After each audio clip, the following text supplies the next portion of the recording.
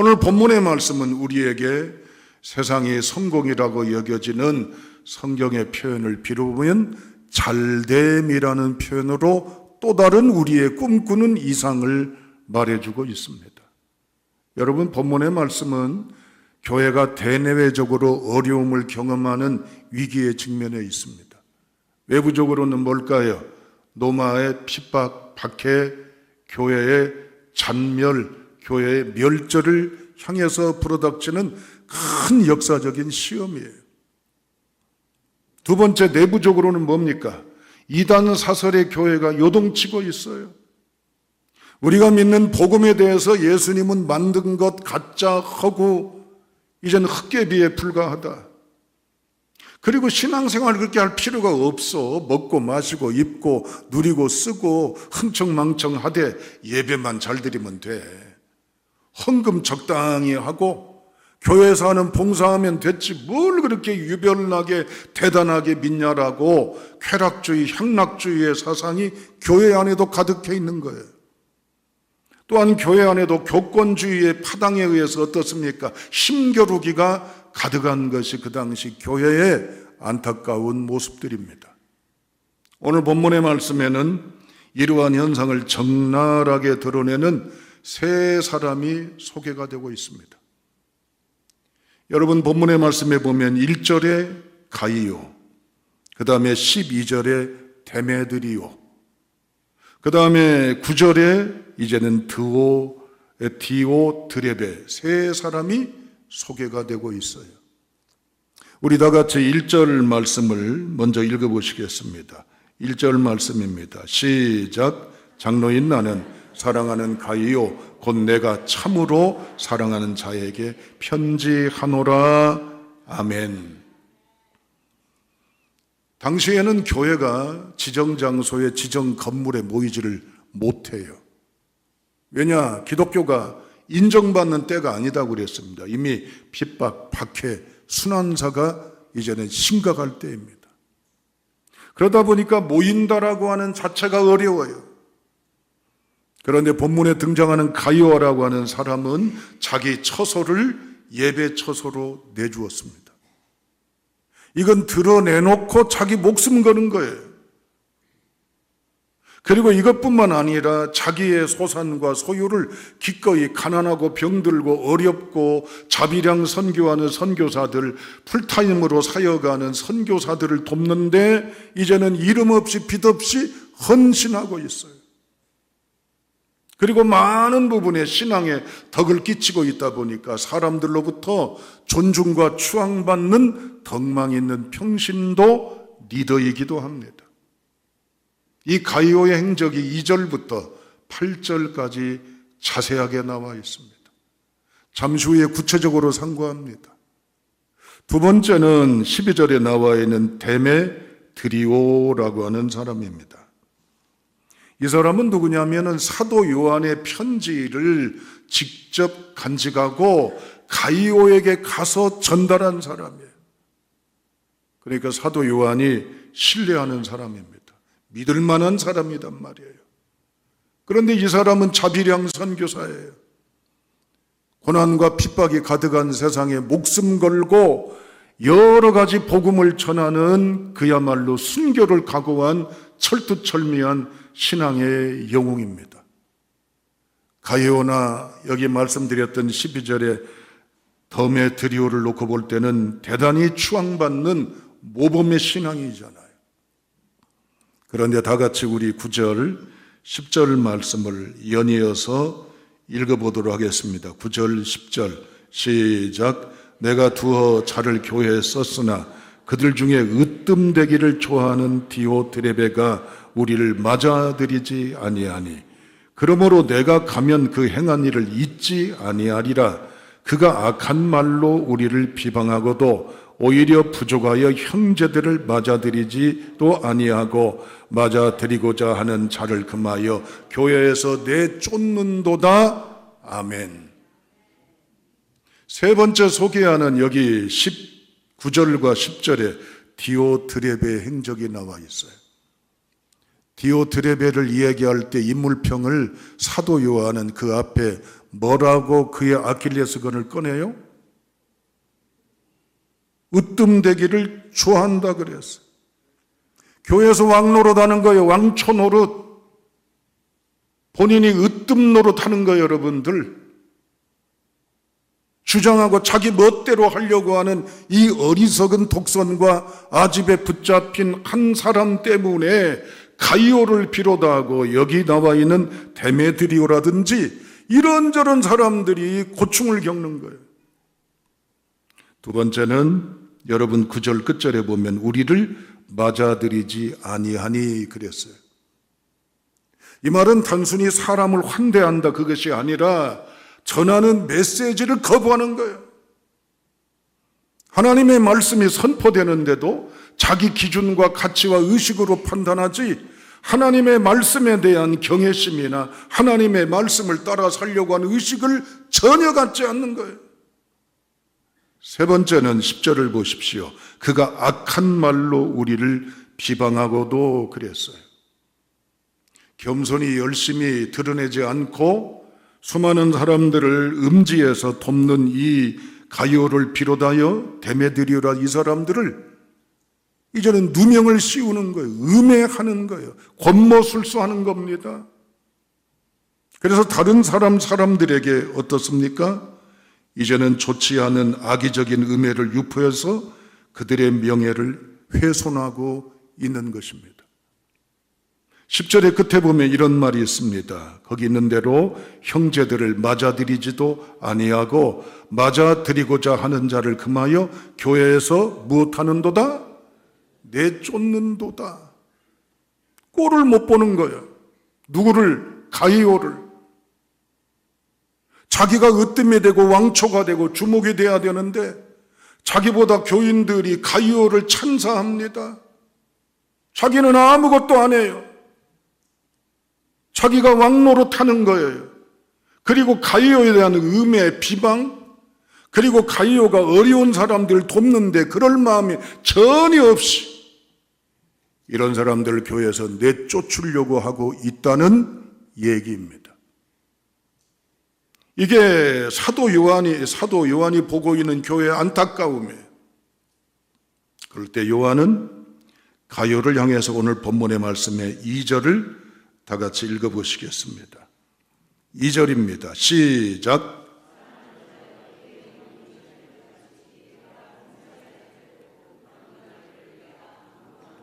아멘. 요한 3서 1장 2절 말씀은 잘 아시는 내용이에요. 여러분 어느 모 교단에서는 본문의 말씀을 가지고 삼중 축복, 삼중 복음이라고도 이야기해요. 첫째 영혼의 복, 둘째 생활의 복, 셋째 건강의 복. 그래서 한때는 개발도상에 있는 이 나라의 성공지향적인 이 나라의 크리스찬들에게 대단한 환호를 받았어요. 오늘 본문의 말씀을 하는 이 이유는 뭘까요? 가이오에게 보낸 편지예요. 가이오야, 너 억울하지, 너 속상하지, 너 지치지, 너 힘들지, 괴롭지, 어렵지. 이런 가이오에게 오늘 1장 2절의 말씀을 하는 의미가 뭘까요? 그냥 자연스럽게 축복적인 메시지가 아니에요. 자, 따라하시겠습니다. 잘됨의 길을 걸으면 하나님의 은혜가 임합니다. 할렐루야. 여러분 영혼이 잘됨같이 이 표현을 주목하십시오. 영혼이 잘됨같이라는 표현은 바로 뭘까요? 그 당시 로마 그리스의 삶 속에서 보이는 풍습입니다. 어떤 사람이 먼 길을 가려고 그래요. 그러면 그 사람의 가는 앞길, 떠나는 여행, 앞으로 가야 될 모든 길을 응원하고 축복하는 그들 나름대로의 관용의 인사 표현이 있습니다. 그게 뭘까요? 영혼이 잘됨같이라는 말이에요. 이걸 사도 요한이 차용을 했어요. 그리고 가이오를 향해서 격려의 메시지, 축복의 메시지를 보냅니다. 가이오야, 네 영혼이 잘 되기를 원한다. 여기서 잘 된다는 말은 뭡니까? 두 단어가 합쳐진 거예요. 두 단어는 뭘까요? 길과 걷는다는 뜻이에요. 쉽게 말하면 이 얘기입니다. 가요야, 너 억울하지, 속상하지, 분나지, 그만두고 싶지? 너 마음적으로 괴로워 어쩔 줄 몰라 하지? 그 소리 때문에, 그 공격 때문에, 그 반응 때문에 그만두고 싶지? 그럼에도 불구하고 따라합니다. 뚜벅뚜벅 걸어가. 내려놓지 마. 포기하지 마. 그 메시지예요, 여러분. 네가 견디다 못해서 이제는 버티기 어렵고 이 모든 소리를 듣고 이 모든 분위기나 여건에 네가 같이 다 품고 가기에 견딜 수가 없어서 에이 그만둘래? 에이 떠날래? 나 안 할래? 그럴 수도 있지만 가이오야, 네가 참고 견디고 뚜벅뚜벅 하나님 앞에 시선을 맞추고 주님을 의지하면서 흔들리지 마, 포기하지 마, 도망치지 마, 움츠려들지 마. 그 길을 걸어가. 오늘 그 메시지입니다. 우리가 삶 속에서 믿음을 대입하고 적응해 간다는 건 보통 쉬운 일이 아닙니다. 벌써 하늘의 가치관과 이 땅의 가치관은 충돌할 수밖에 없어요. 그 가운데 서서 우리가 이 하늘의 의식과 가치를 적용해 산다는 건 너무나 곤고합니다. 내 영혼이라는 말은 뭘까요? 우리가 보이지 않는 어떤 신비적인 영적 현상을 말하는 게 아니에요. 네 마음이, 네 생각이, 네 의지가, 네 의식이 그 길을 뚜벅뚜벅 포기하지 말고 누가 무슨 말을 하든 누가 어떤 소리가 들리든 너에게 어떤 반응이 있든 전혀 흔들지 말고 하나님만 바라보고 가라고 사도 요한이 가이오를 향해 축복을 합니다. 힘겨운 세상 속에 살아오시니라 얼마나 애쓰십니까? 여러분이 실패했어도 하나님은 우리를 보실 때 기뻐하셔요. 내가 신앙의 수준이 이 정도밖에 안 되고 삶의 흔적이 이 정도밖에 안 되는 수준 속에 내가 지내왔니라고 자책하며 고개를 숙일 수도 있습니다. 그러나 오늘 하나님은 우리에게 말씀하십니다. 진영아, 아무개야, 네가 그러하다 할지라도 나를 보고 나를 붙잡고 나를 의식하고 그 길을 뚜벅뚜벅 외롭더라도 아프더라도 지치더라도 바라보며 걸어가거라. 나는 이걸 너에게 원한다라고 주님이 말씀하셔요. 여러분의 직장 속에서 외롭게 좁은 문 좁은 길을 걸어가기를 꿈꾸시는 하나님의 자녀된 여러분들, 일상의 주변의 관례와 일상의 모든 여건 속에서 나 혼자만 하나님의 말씀으로 고뇌하며 걸어가기를 꿈꾸시는 여러분들, 오늘 주님은 우리에게 말씀하십니다. 잘하고 있어. 괜찮아. 흔들릴 수도 있지만 그래도 걸어가. 요동치지만 그래도 견뎌. 그래도 붙잡으라고 말씀하십니다. 이 말씀을 붙잡고 나아가기를 소망하시는 저와 우리 모두가 될 수 있기를 주님의 이름으로 축원합니다. 세상에는 공리주의가 가득합니다. 이 말은 무슨 말이에요? 다수를 위해서 소수가 희생하는 것. 다수가 좋아진다면 방법이나 수단이나 절차가 문제일지라도 괜찮다는 거예요. 여러분, 세상의 논리는 그렇습니다. 그러니까 속도가 문제입니다. 빠른 게 문제예요. 그러나 하나님은 속도, 빠름이 중요한 것이 아니라 방법과 길을 걸으라고 주님이 말씀하셔요. 사랑하는 여러분, 세상은 결과가 좋으면 다 괜찮아요. 결과가 이젠 좋으면, 유익이 되면 꼼수를 부리고 잘못된 방법을 취하면 어때라고 모두가 다 호응하고 품고 가는 것이 이 세상의 공리주의의 사고입니다. 그러나 우리는 하나님이 주신 말씀 가지고 남들은 나를 융통성이 없다고 깝깝하고 답답하고 딱 막혔다고 조롱할지 모르지만 큰 그림 가운데 이 원칙과 중심을 가지고 가겠노라고 결단하는 우리 모두가 될 수 있기를 주님의 이름으로 축원합니다. 두 번째 3, 4절 말씀을 읽겠습니다. 3, 4절 말씀입니다. 시작. 형제들이 와서 내게 있는 진리를 증언하되 내가 진리 안에서 행한다 하니 내가 심히 기뻐하노라. 내가 내 자녀들이 진리 안에서 행한다 함을 듣는 것보다 더 기쁜 일이 없도다. 아멘. 사도 요한이 기뻐하고 있어요. 여러분 3절에 보면 내가 심히 기뻐하노라, 4절에 보면 더 기쁜 일이 없도다라고 이야기를 하고 있습니다. 무엇 때문에 사도 요한이 기뻐합니까? 3절 4절을 보십시오. 진리를 증언하되 내가 진리 안에서 행한다 하니, 진리 안에서 행한다 함을 듣는 것이라고 얘기했어요. 여러분, 진리는 알고 깨닫고 동의하면 끝나는 게 아니에요. 진리는 행하는 거예요. 예전에도 말씀드렸지만 헬레니즘과 헤브라이즘은 달라요. 헬레니즘은 이것이 진리다라고 하면 고개를 끄덕끄덕하고 깨닫고 거기에 이제는 끝나버리는 것이 많습니다. 그러나 헤브라이즘 유대인들은 어떤 줄 아세요? 손바닥, 손등을 하나로 보는 거예요. 이젠 그리스인들은 자꾸 끊고 나눈다고 그랬잖아요. 유대인들은요, 아는 것과 행하는 것이 결국 믿음으로 보는 거예요. 오늘 가이오는 하나님의 말씀을 알지만 이 하나님의 말씀을 뚜벅뚜벅 걸어가고 있지만 이 작은 부분 진리를 행한다고 하는 것은 작은 부분 삶 속에서 하나님의 뜻과 모습과 영향력을 보이고 있다는 얘기입니다. 사랑하는 여러분, 하나님 우리에게 삶 속에서 하나님의 선하신 능력과 권세 아래서 이 세상의 한복판을 비집고 그 속에 하나님의 뜻을 한 뿌리를 심고 그 속에서 한 걸음을 내딛고 하나를 행할 줄 아는 결단의 성도가 다 되시기를 주님의 이름으로 축복합니다. 이젠 사도 요한은 이 가이오의 모습을 보고 감격하는 거예요.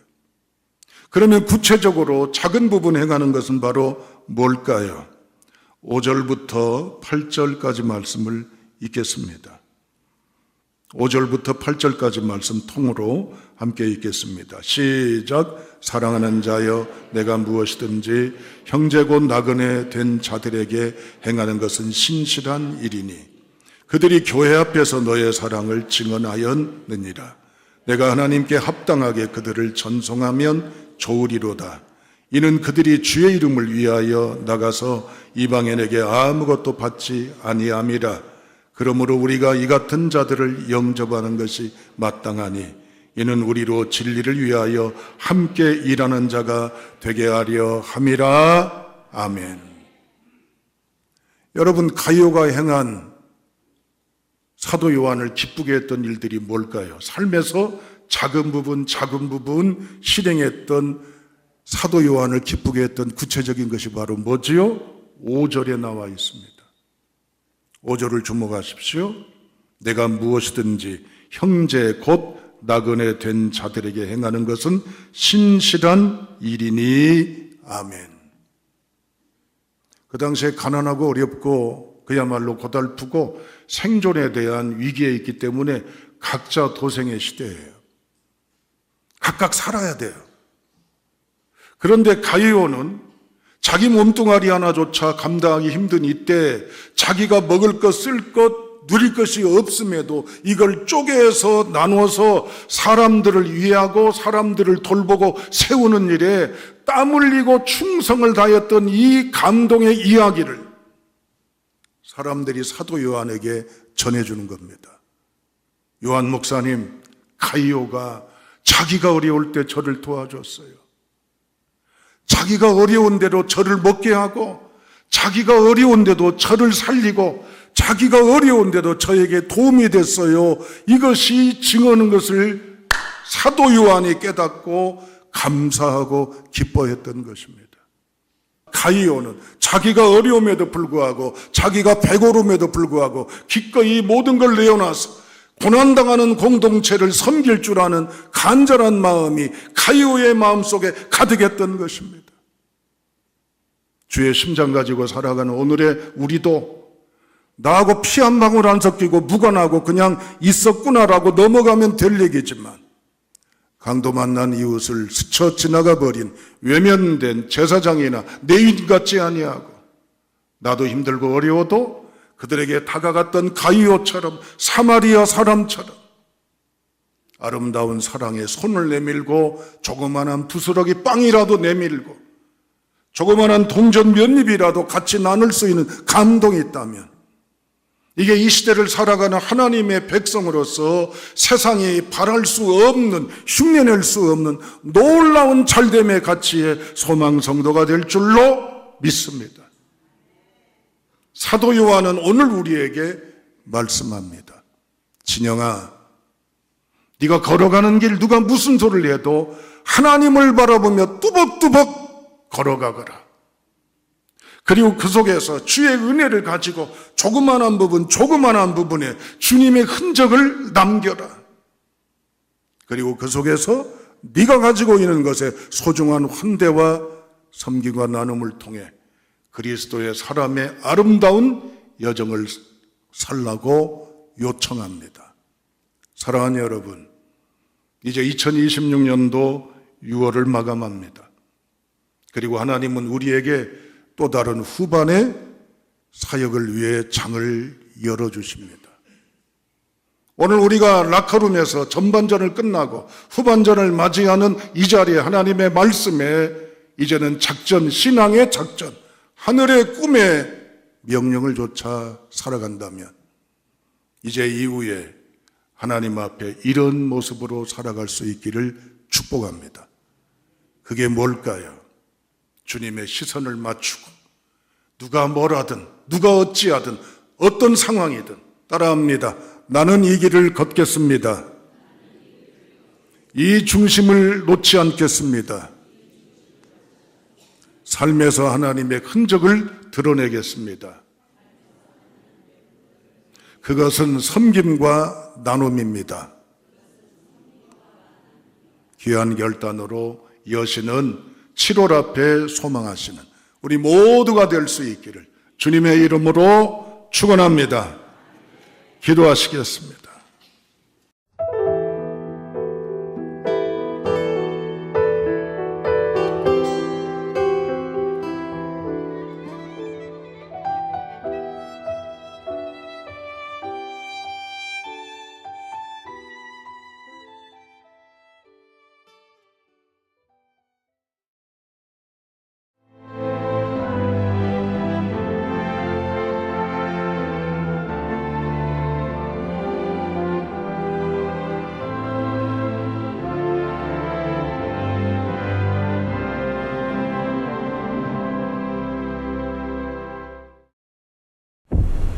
최적의 산업 인프라, 편리한 교통 인프라, 대표 2차전지 클러스터, 미래형 신산업, 해안관광의 중심지, 살기 좋은 정주 환경, 미래를 여는 투자 중심지, 광양만권 경제 자유구역.